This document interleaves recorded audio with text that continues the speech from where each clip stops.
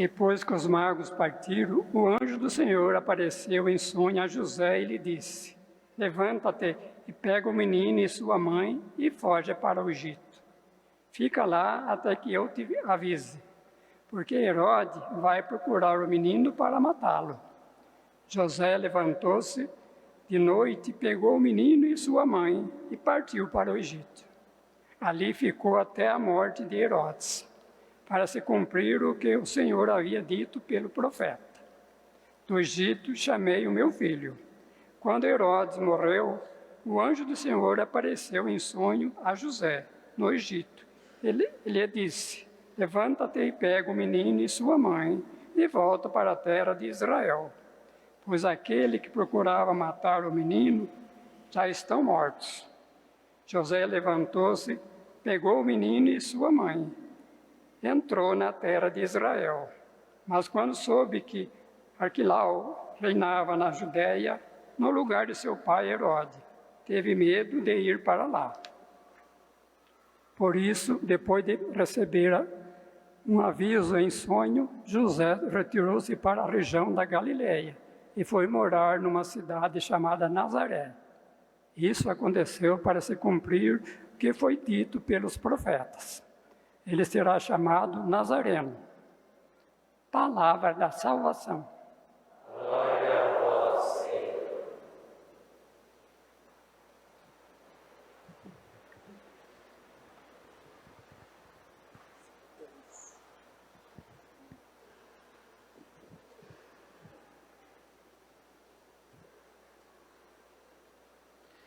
Caríssimos irmãos e queridas irmãs, nós hoje então, como dizia no início da Santa Missa, celebramos esta festa da Sagrada Família de Jesus, Maria e José. E a celebramos no contexto do Natal, reconhecendo que Deus não vem de qualquer modo até nós, mas ao assumir a nossa carne, Ele quis adentrar em nosso mundo através de uma família. Ele quis ter uma mãe, quis ter um pai. E é assim que, então, a encarnação do Verbo de Deus acontece dentro de um lar, no cotidiano de uma família. Com isso, nosso Deus e Senhor, Cristo Jesus, santifica uma realidade que, de per si, já estava no plano originário de Deus para toda a humanidade. Já lá no livro do Gênesis, nas primeiras páginas da Sagrada Escritura, nós vemos como o Senhor Deus, ao criar o homem, o quis dentro de uma família, o quis unindo-se com sua esposa e assim então também tendo filhos e educando-os para que o mundo fosse cada vez mais mundo de Deus, reino de Deus. Então, caríssimos irmãos e irmãs, nosso Senhor, assumindo a nossa carne dentro da Sagrada Família de Nazaré, Ele diz para nós que a família é por si um lugar sagrado. A família é um lugar também onde Deus entra em nossa história. Jesus, então, quis ter um pai e uma mãe, e é no contexto de uma família ali que Ele quis crescer como humano. É ali naquela família de Nazaré que Ele aprendeu a viver, é ali que Ele aprendeu a rezar, ali Ele aprendeu a trabalhar. Ou seja, nosso Senhor santifica todas as realidades humanas onde Ele chega, onde Ele toca, e também a família. A família não é algo acessório, mas estando no coração de Deus e santificada pela presença de nosso Senhor, é então como que um sacramento de Deus, como que um lugar onde nós sentimos a própria presença do Senhor em meio a nós. E esta Sagrada Família, queridos irmãos e irmãs, não é uma família idealizada, mas é uma família real, concreta, frágil.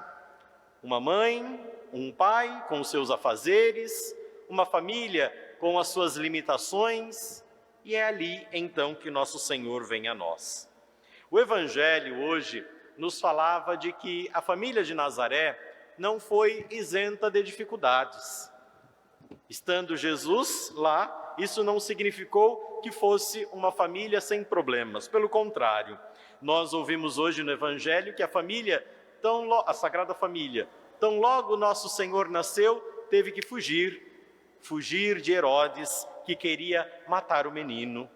Esta família, então, experimenta, como tantas das nossas famílias, o medo, a insegurança, tem que se exilar. Quantas não são as ameaças que se abatem sobre as nossas famílias?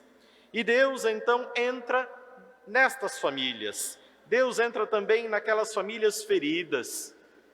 Quando nós olhamos para a Sagrada Família de Nazaré, caríssimos irmãos e irmãs, nós vemos virtudes que nós todos, enquanto família, precisamos fazer crescer sempre mais.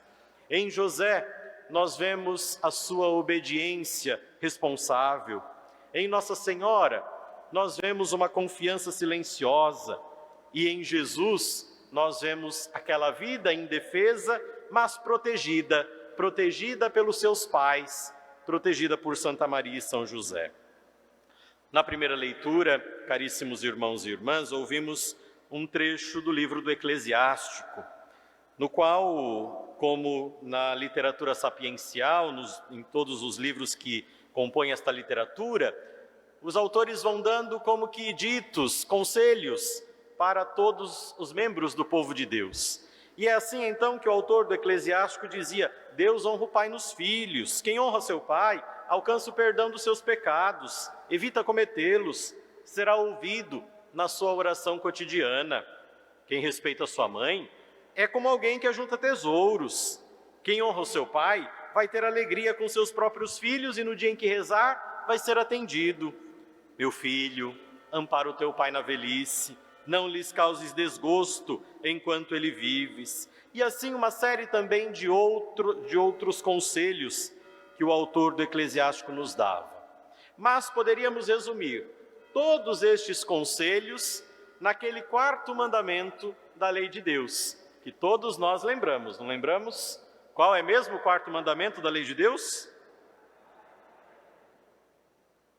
Honrar pai e mãe. Exatamente, vejam, dentro dos mandamentos que Deus nos oferece, um é exclusivamente relacionado ao pai e à mãe. E então reconhecer que a família, ela precisa de ser cuidada, seja os pais em relação consigo mesmos, o esposo em relação à sua esposa, a esposa em relação ao esposo, mas também os pais em relação aos filhos, os filhos em relação aos pais. Isto nos faz entender então que a vida que na família é cultivada, ela é sempre dom, dádiva de Deus, que nós precisamos acolher. A família, amados irmãos e irmãs, não é apenas uma invenção social, mas um projeto de Deus. Como lhes dizia já no Gênesis, nós encontramos o desejo do coração do Pai para o homem, para a mulher, para que ambos pudessem fazer crescer, multiplicar a sua descendência sobre a terra. Na segunda leitura, nós continuamos ouvindo alguns conselhos, poderíamos assim dizer, mas agora São Paulo aos Colossenses. E São Paulo nos falava, sobretudo, de algumas virtudes que devem ser vividas, cultivadas no lar. A misericórdia, a paciência, o perdão, o amor que une e que sustenta. Mas São Paulo, ele diz algo além. Ele, ao falar sobre as relações que ali devem reinar nas famílias, ele toma a família como que uma pequena igreja, como que uma igreja doméstica. E São Paulo diz que entre o marido, a esposa, entre os pais, os filhos e os pais, devem reinar virtudes, tal como aquelas que nós devemos cultivar na comunidade. Porque é verdade que a família é o primeiro ambiente onde nós nos reconhecemos irmãos e irmãs, filhos de um mesmo Deus, irmãos e irmãs que devem colocar Deus em primeiro lugar. E é assim então que, sendo fiéis a Deus, nós devemos viver como tal dentro do contexto da família. Por isso, a necessidade de cultivar a misericórdia, a paciência, o perdão. E São Paulo fala especialmente para as esposas: sede solícitas para com vossos maridos, como convém no Senhor, mas também aos maridos. Amem as vossas esposas, não sejam grosseiros com elas. Os filhos, obedeçam em tudo aos vossos pais, porque isso é bom e correto no Senhor. E pais, não intimidem os vossos filhos, para que eles não desanimem. Assim, amados irmãos e irmãs, nós vemos que entre a família deve reinar aquele primeiro mandamento, o maior, melhor dizendo, dos mandamentos, que é o mandamento do amor. Ali, no contexto da família, nós deveríamos ter o primeiro ambiente onde experimentamos o amor. Mas, infelizmente, hoje, quando nós vemos a realidade de nossas famílias, vemos que são muitos aqueles ataques que a família vai sofrendo no decorrer dos nossos dias. Hoje vemos crescer a relativização do para sempre. As famílias parece que já não, muitas delas, parece que já não conseguem mais vislumbrar que este para sempre é possível, que o casamento vivido até a morte seja uma realidade possível. Quantas também não são aquelas confusões sobre a identidade da família? Hoje querem nos fazer acreditar que tudo é família. E se tudo é família, nada é família. Querem nos fazer acreditar que a família, ela se sustenta apenas por laços de afinidade, por laços de afeição, e que qualquer relacionamento, tendo por base a afeição, seja família. Mas, amados irmãos e irmãs, nós, cristãos, não podemos nos esquecer, ainda que respeitando quem pense diferente, que a família, ela encontra sua razão de ser no projeto de Deus para a humanidade. É Deus quem nos mostra, quem nos dá conhecer a verdadeira realidade, a importância, a sacralidade e a missão da família. Se tirarmos Deus do horizonte das nossas famílias, nós de fato veríamos as famílias apenas como fruto das nossas escolhas. Quantas ainda não são aquelas tentativas de fazer cada vez mais acreditar que os filhos são um problema, ou que os filhos são direito, e assim esquecemos que os filhos são sempre dom de Deus. Quantas também não são as tentativas de retirar dos pais o direito de educar seus filhos? Quantas vezes em nossas escolas se ensinam aquilo que os pais não desejam? Também a cultura do descartável. Tudo isso vai nos levando a olhar o cenário que temos hoje em nossa sociedade. Famílias feridas, pais inseguros, filhos confusos. Amados irmãos e irmãs, a família, ela tem por primeira missão ser geradora e educadora da vida. Deus quis que os filhos pudessem ter pai, mãe, pudessem ser amados pelos seus pais, que ali no contexto da família se pudesse crescer aprendendo o que significa ser humano, ser homem, com tudo que isso significa. Deus então quis confiar aos pais esta que é uma tarefa primeira dele, gerar vida no meio do mundo. Então a família é esta escola do amor fiel, esta escola do compromisso. Tudo quanto nós somos, nós aprendemos ou não aprendemos na família. É lá na família que a gente tem que aprender que precisa dividir as coisas com o irmão. É na família que nós aprendemos que há alguém maior, mais importante, com autoridade sobre nós, por primeiro Deus, depois nossos pais. Ou seja, é na família que nós aprendemos os valores mais elementares da vida social. E é na família, sobretudo, que nós aprendemos a fé.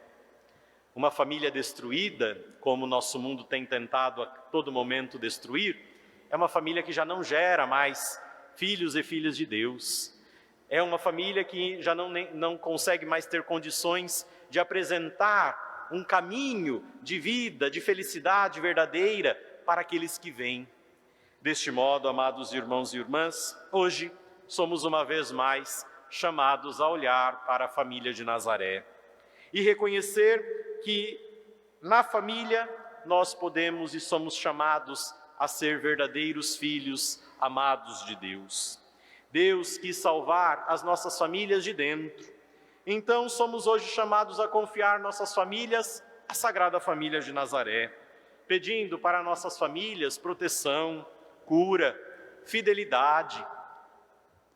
Pedir que Deus, nosso Senhor, por meio da bem-aventurada Virgem Maria, por meio de São José, por meio do Menino Deus, possa fazer nossas famílias crescerem cada vez mais no amor entre si, olhando-se cada vez mais com afeição, que nossas famílias possam procurar se assemelhar sempre mais neste modelo que é a família de Nazaré.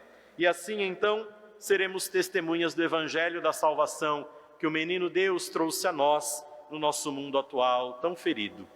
Louvado seja nosso Senhor Jesus Cristo.